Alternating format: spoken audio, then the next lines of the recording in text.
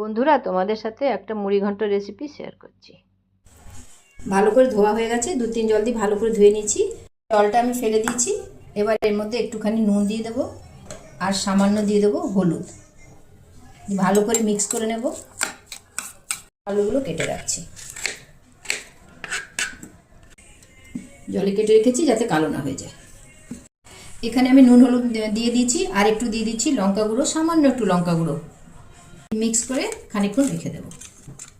একটু বাটা মশলা লাগবে, তার জন্য আমি নিয়ে নিচ্ছি 2টো টমেটো, 1 ইঞ্চির মতন আদা, একটু রসুন আর একটু লঙ্কা। লঙ্কাটা আমি বেশি নিচ্ছি, আমার লঙ্কাটা ঝাল নেই, যদি ঝাল থাকে আপনারা কম বেশি করতে পারেন। সব ভালো করে বেটে নেব।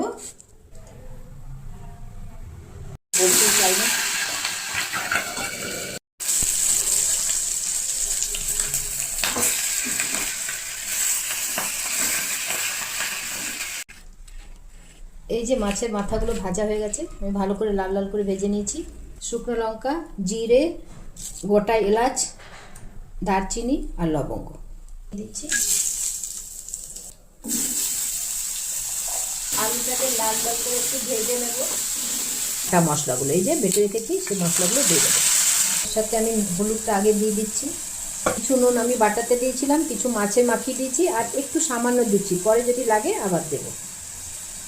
গুঁড়ো মশলা নিয়েছি লাল লঙ্কা, কাশ্মীরি লঙ্কা, ধনে গুঁড়ো, জিরে গুঁড়ো আর একটু গরম মশলা। সামান্য জল দিয়ে একটু কষবো, আরও 2-3 মিনিট কষবো। আমার কষা হয়ে গেছে মশলা, এবার আমি চালগুলো দিয়ে একটু কষবো।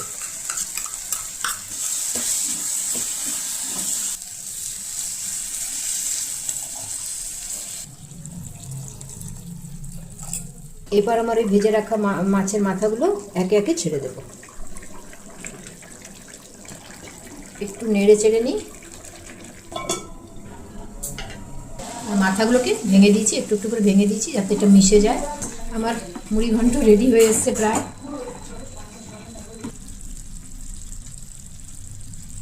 আমি একটু নামাবার জন্য একটু গরম মশলা দিয়ে দেবো যাতে কোনো রকম স্মেল না আসে। আমার রান্নাটা কেমন হয়েছে তোমরা আমাকে ফেসবুক থেকে দেখলে ফেসবুকে ফলো করবে, আর ইউটিউবে দেখলে সাবস্ক্রাইব করবে, লাইক করবে, পাশে থাকবে।